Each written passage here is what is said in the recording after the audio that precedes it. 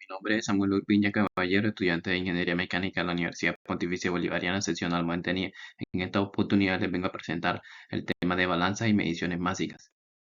¿Cuáles son las variables que debemos tener en cuenta para la medición en balanzas? Primero, la precisión y exactitud, que está relacionada con la consistencia y cercanía al valor verdadero. Segundo, la resolución, que está relacionada con la menor variación de peso detectable. El rango de pesaje, que está relacionado con la capacidad de medir diferentes escalas de masa.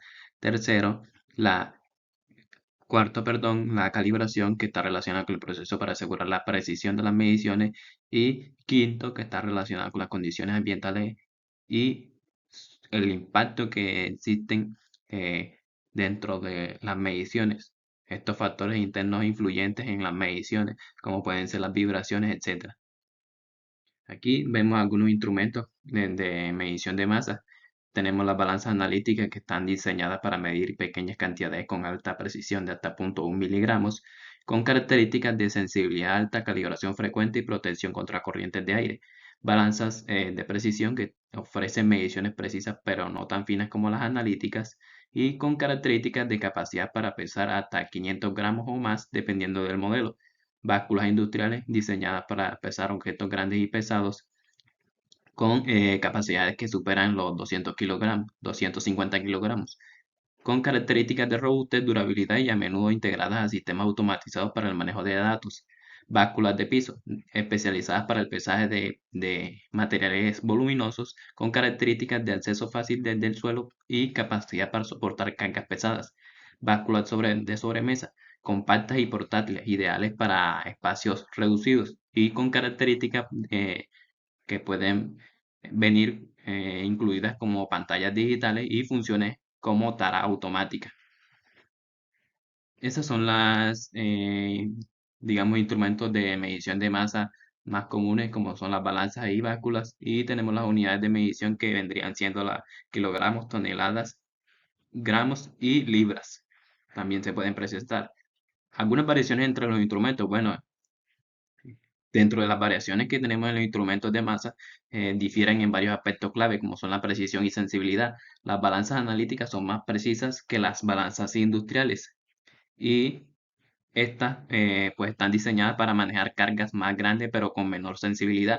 La capacidad de carga es otro aspecto clave en el que varían. La capacidad de carga, pues dentro de la balanza analítica, tiene una capacidad limitada, que generalmente es de hasta 200 gramos, y mientras que las básculas industriales pueden manejar cientos o miles de kilogramos.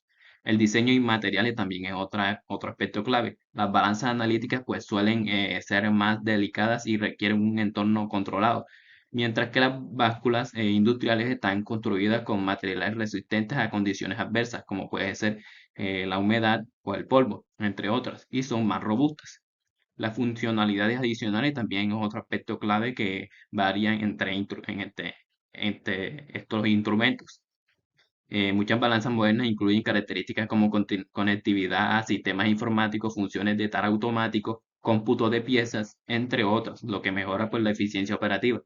Digamos que ese es como algunos aspectos clave. Y aquí vemos también en la parte superior derecha una comparación de las balanzas analíticas y básculas industriales. Algunos de los aspectos, pues diseño delicado, diseño robusto, alta capacidad para altos pesajes, y capacidad limitada, alta precisión, baja precisión. Digamos que en resumen, la elección del instrumento adecuado depende del tipo de material a medir, el entorno operativo y la precisión requerida. La calibración regular es pues también un factor fundamental para asegurar la exactitud en las mediciones a largo tiempo. Y vemos también una comparación en términos de precisión y otras características. Digamos que la balanza analítica es como, digamos, dentro de todas las balanzas y básculas, el instrumento de medición hasta ahora más preciso, con una capacidad de carga de hasta 520 gramos, y digamos que tiene pues su uso común en laboratorios. Dentro de esas ventajas y desventajas que influyen también en los instrumentos de medición de masa que estamos viendo ahora, pues las balanzas analíticas tienen una alta precisión, control ambiental, y desventajas por un costo elevado y limitaciones en capacidad. Las balanzas de precisión pues tienen ventajas de versatilidad, adecuadas para diferentes aplicaciones en laboratorios y en entornos industriales, tienen también las ventajas de costo moderado, pues suelen ser asequibles más que las balanzas analíticas.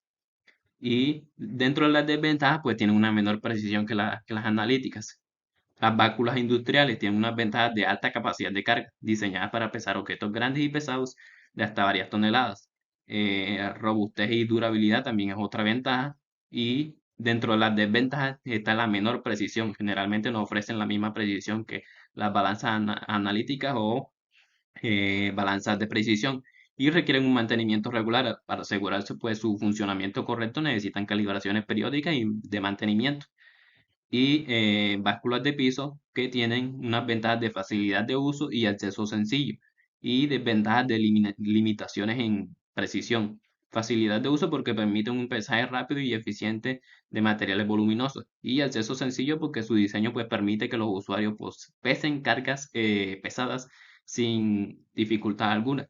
Y desventaja pues también existe la desventaja de la limitación en la precisión. No son tan precisas como las balanzas analíticas o de laboratorio, lo cual pues, puede ser un problema si se requiere de exactitud en el pesaje. Dentro de la comparación general para los dinamómetros, tenemos pues las diferentes características en mecanismos, funcionamiento, precisión, visualización, calibración y costo. Los dinamómetros digitales pues tienen un mecanismo de sensor electrónico, utilizan un sensor de carga que convierte la fuerza aplicada en una señal eléctrica. Este sensor pues generalmente es una celda de carga que se deforma bajo la fuerza, cambiando su resistencia eléctrica. Es importante aclarar que esta celda de carga es el mecanismo general que utilizan las balanzas y, y básculas. Estas balanzas industriales, pues, por mencionar algunas, con este mecanismo, operan principalmente a través de un sistema electrónico que incluye celdas de carga, las cuales son esenciales y cruciales para el funcionamiento. Estas celdas de carga convierten la fuerza ejercida por el objeto en una señal eléctrica que se traduce en la lectura de peso. Este proceso se puede resumir en los siguientes pasos. Primero, una instalación y una configuración. Una vez instalada la balanza, se integra un sistema de pesaje automatizado. Esto permite que el dispositivo funcione de manera eficiente en entornos donde hay una poca intervención humana como fábricas o almacenes. El uso de celdas de carga. Las celdas de carga pues están distribuidas estratégicamente a lo largo de la estructura de la balanza, como pueden ser las básculas de piso, que tienen una plataforma y estas en cada esquina, que son 4 esquinas, tienen una celda de carga robusta que vimos en las imágenes anteriores. Y esas celdas de carga, pues por ejemplo, en esa báscula de piso, estas celdas pues suelen colocarse en la esquina para asegurar una distribución uniforme del peso. Cada celda contiene galgas extensiométricas que miden la deformación causada por la carga y convierten esta información en datos de peso. Y la visualización y control, que son los resultados de pesaje que se muestran en la pantalla digital. Además de muchas balanzas industriales, cuentan con funciones adicionales como tara para restar el peso del recipiente y cómputo de piezas, facilitando así pues tareas con el inventario. Entonces digamos que esa es digamos la funcionalidad que tiene el mecanismo como tal de estos instrumentos, cual radica en estas celdas de carga. Para el dinamómetro digital, pues estas celdas de carga están relacionadas con todo lo que compone ese sensor electrónico. El dinamómetro analógico, pues ya sería un resorte mecánico que funciona pues a través de la deformación de este resorte y la lectura manual. Ese resorte, pues, a través de ese resorte, pues se alarga este resorte y al aplicar una fuerza, este alargamiento o esta elongación del resorte está relacionada con la fuerza aplicada según la ley de Hooke. Esta escala, pues, es una escala marcada y tiene una escala física marcada en el cilindro exterior que indica la fuerza medida a través del movimiento de un cursor o una aguja. Y pues ya su funcionamiento está dado por la aplicación de la fuerza, donde se cuelga un objeto de gancho de dinamómetro, una deformación del resorte, que ya la fuerza ejercida provoca que el resorte pues se estire y tenga un movimiento en el cursor a lo largo de la escala y la lectura manual que el usuario pues uno como persona debe leer manualmente el valor indicado por el cursor en la escala. Y el funcionamiento del dinamómetro digital es la aplicación de la fuerza que al aplicar la fuerza al dinamómetro, pues el sensor detecta la deformación y la conversión de señal también. El segundo paso del funcionamiento sería la unidad de procesamiento que convierte la señal del sensor en un valor digital. Tercero, la visualización, que es el resultado de muestras en la pantalla digital, permitiendo lecturas rápidas y precisas. Y los modos de medición en la digital, que pues tienen modelos muchos modelos pues ofrecen diferentes unidades de medida, newton, kilogramos y libras, y funciones adicionales como el almacenamiento de datos y alarmas. Entonces digamos que esa es una de las diferencias en en la forma como se aplica este funcionamiento en los dos, en el digital y en el analógico. Y las demás aspectos que los difieren, pues sería la calibración, que en las digitales es automática y en algunos, pues en la mayoría de los casos es fácil, y en las analógicas es manual, y pues generalmente los analógicos son más económicos que los digitales, que tienden a ser más costosos. Dentro de la comparación de otros instrumentos de medición encontramos los espectrómetros de masa, espectrómetros de masa convencionales y espectrómetros de masa eh, por resonancia magnética o acústica. Estos ambos permiten identificar y cuantificar moléculas con altísima precisión, pero siempre expresando sus resultados en unidades de masa atómica estándar. Y hay que expresar que estos espectrómetros de masa lo que hacen es no medir la masa directamente como una balanza, sino que ofrecen una medición indirecta o relativa de la masa molecular o atómica mediante métodos altamente sofisticados.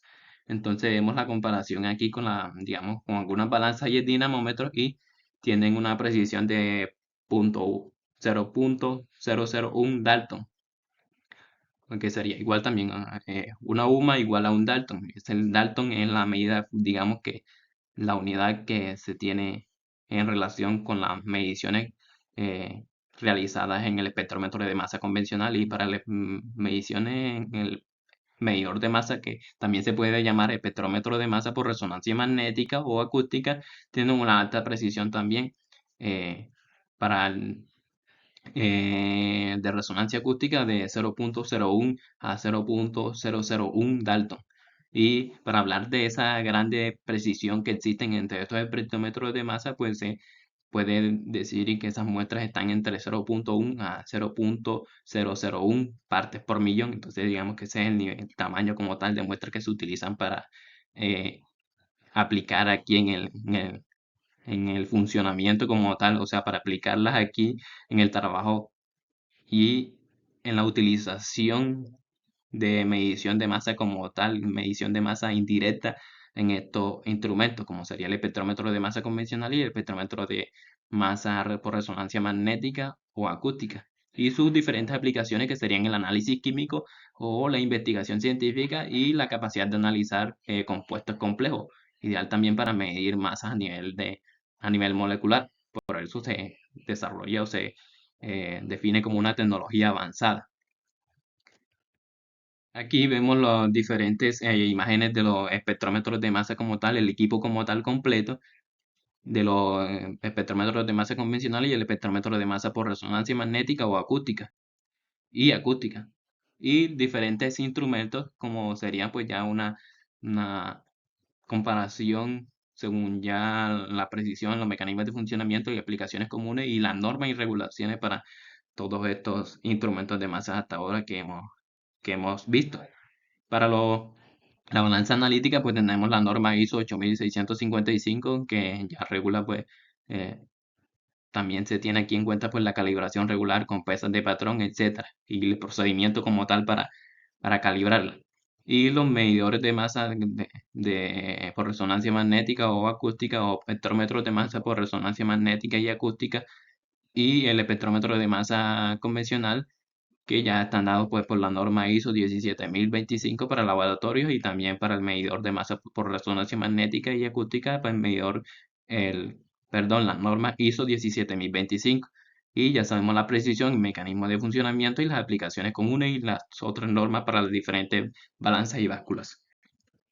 También tenemos aquí eh, los medidores de flujo másico Coriolis, que podemos pues imaginarnos en estos mecanismos, en estos instrumentos, que es un tubo en forma de U que vibra.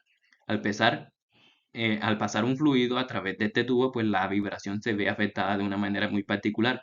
El tubo se tiene una torsión ligeramente y esta torsión es directamente proporcional a la masa del fluido que pasa por él. ¿Cuál es el principio? Bueno, se basa en la fuerza de Coriolis, que es la fuerza aparente que experimenta un objeto en movimiento dentro de un sistema rotatorio.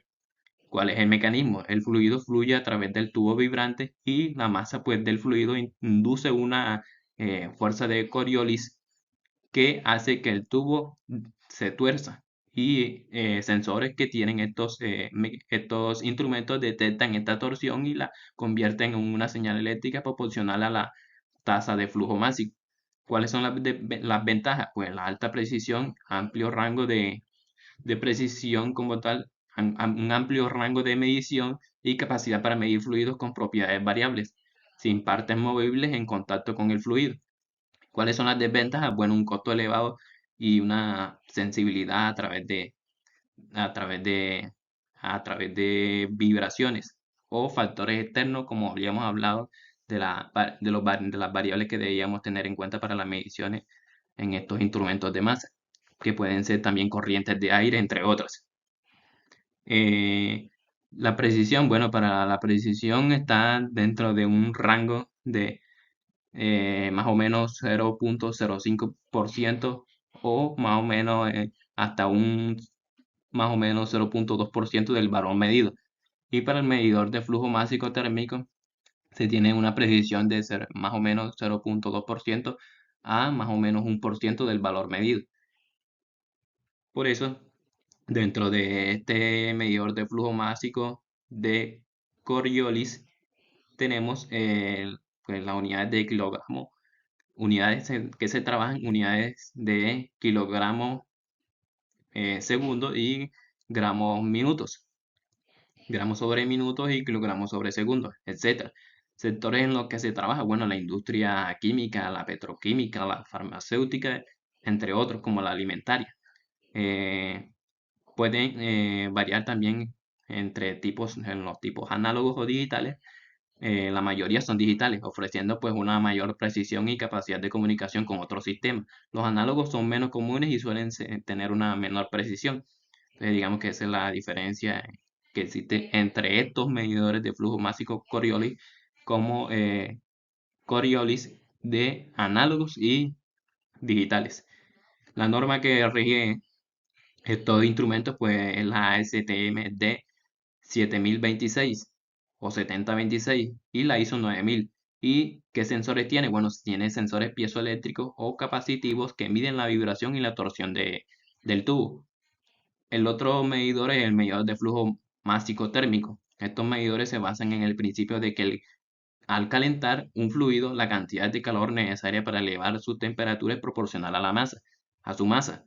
¿Cuál es el principio? Bueno, el principio de transferencia de calor. El mecanismo, el funcionamiento, pues pasa a través de un tubo calentado y pues la diferencia de temperatura entre la entrada y la salida del tubo es proporcional a la tasa de flujo másico. Las ventajas, ¿cuáles son? La alta precisión para bajas tasas de flujo, amplios rangos de temperatura y precisión. Y las desventajas, pues, están relacionadas con lo sensible que es a cambios en la composición del fluido. Ya sabemos cuál es la precisión, las unidades que se manejan son kilogramos sobre hora o gramos sobre minutos, etcétera. Los sectores en donde se aplican estos instrumentos, donde se tienen en cuenta para trabajar con estos instrumentos, serían la industria de gases, farmacéutica y alimentaria. También, pues, aquí predominan también en estos instrumentos los digitales, ofreciendo también una mayor precisión y una capacidad de comunicación. Y la norma que también rige a estos instrumentos de flujo másico térmico es la ASTM de 7026. ¿Qué sensores se trabajan aquí? Bueno, se tienen sensores de termistores o termocuplas que miden la diferencia de temperatura. Entonces, digamos que en ese sentido, así vemos unos diagramas donde se tienen en cuenta varios aspectos del funcionamiento como tal de estos medidores de flujo másico térmico y medidores de flujo másico Coriolis. Aquí vemos ya, para terminar, diferentes escenarios de las unidades que se trabajan en estas mediciones básicas. El kilogramo, que pues tenemos una anécdota notable en la historia de las mediciones de masa que está relacionada con el gran K, el prototipo internacional del kilogramo, este cilindro del platino e iridio creado en 1889 y custodiado en la Oficina Internacional de Pesas y Mediciones de Sèvres, Francia, sirvió como referencia mundial para la unidad de masa durante más de un siglo. Sin embargo, con el tiempo los científicos observaron que la masa del gran K había variado ligeramente en comparación con las demás copias, que eran oficiales también. Y una diferencia pues, que notaron fue de aproximadamente 50 gramos, que lo compararon pues, y era equivalente al peso de un gramo de sal. Esta variación, aunque era pequeña o minúscula, pues representaba un desafío, un reto en la precisión en campos científicos y tecnológicos que requerían de una exactitud extrema. Entonces, para abordar este problema, para abordar este desafío, en 2018 la Conferencia General de Pesas y Medidas pues decidió, eh, digámoslo así, redefinir el kilogramo basándose en una constante de Planck, una constante universal que es fundamental en la física cuántica. Esta nueva definición pues entró en vigor el 20 de mayo del 2019 y desvinculó la unidad de masa de un objeto físico y ancló una constante universal como para garantizar así una mayor estabilidad y precisión en las mediciones futuras. Eso fue una transición que marcó el fin, digamos, de una masa que se definía por un artefacto físico y el inicio de una nueva etapa fundamental en constantes universales, reflejando el avance continuo pues en la búsqueda de precisión en la metrología. Para la libra, bueno, la libra tiene sus raíces en la antigua Roma, donde se utilizaba la libra pondo como una unidad de peso. Con el tiempo, pues la libra se adoptó en diversas regiones, pero con variaciones en su valor. Y en 1959 se estableció internacionalmente la libra Avois du Poids, que fue utilizada en diversos países anglosajones, y definiéndola como exactamente 0,45 kilogramos en ese aspecto como para mencionar un valor. Y los gramos que también pues se fueron introducidos durante la Revolución Francesa en 1795 como parte del sistema métrico eh, decimal. Algunos de los, digamos, por mencionar nombres, algunos de los astrónomos matemáticos que trabajaron en estos aportes para establecer las unidades de masa, podemos hablar de Jean-Baptiste Delambre y Pierre Méchain. Estos astrónomos realizaron una medición precisa del meridiano entre Dunkerque y Barcelona, lo cual fue fundamental para definir como tal unidades de longitud como el metro. Y por extensión o por añadidura también, pues las unidades de unidades de masa.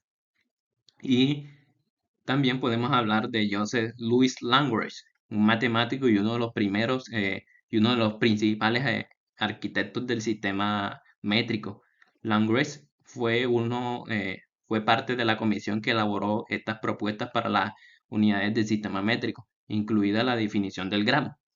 Entonces, por ahí podemos ver todos esos aportes que se dieron para definir otras unidades, entre ellas pues la unidad de masa.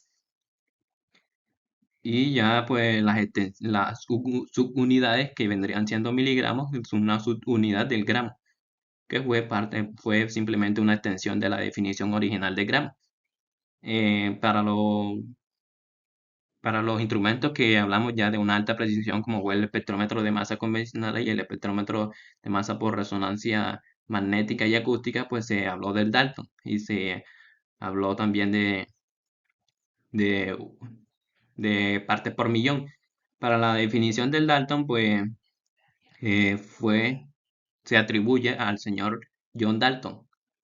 Esta contribución clave, pues, él introdujo la teoría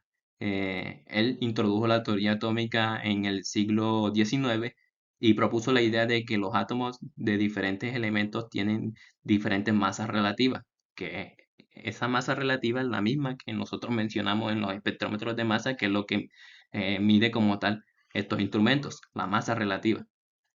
Y aunque no se definió como tal, pues no se definió como tal formalmente la unidad de masa atómica, sus trabajos sentaron las bases para cuantificar la masa relativa de los átomos. Entonces, en honor a sus contribuciones, la unidad de Dalton lleva su nombre. Y demás instituciones que en un futuro, pues en un tiempo futuro y moderno, pues en 1961, pues definieron ya como tal la unidad de masa atómica, que fue ya definida por la Unión Internacional de Química Pura y Aplicada, UPAC, y la Unión Internacional de Física Pura y Aplicada, UPAC, en 1961. Pues esos reconocimientos a la unidad de Dalton, que fue ampliamente utilizada en química y física y biología molecular para expresar la masa de átomos, moléculas e iones, proporcionando también pues, un estándar internacional aceptado. Y esos fueron, pues, digamos, unos aspectos importantes como tal. Ya la de la unidad de partes por millón, pues se utiliza para expresar concentraciones extremadamente pequeñas de una sustancia en relación con 1 millón de partes del total. Digamos que eso, su uso es común en campos de la química, la ingeniería, las ciencias ambientales para medir contaminantes, nutrientes y otros componentes. Entonces, con el concepto de parte por millón no se atribuye a una única persona o entidad, sino más bien que, digamos, surgió como una necesidad práctica de una necesidad práctica en diversas disciplinas científicas para describir concentraciones muy bajas. Entonces, en ese sentido, es como, como fue la manera comprensible de estandarizar esta unidad. Otro aspecto ya, como para terminar, es una duda que se tiene con el respecto a los nombres de balanza y báscula.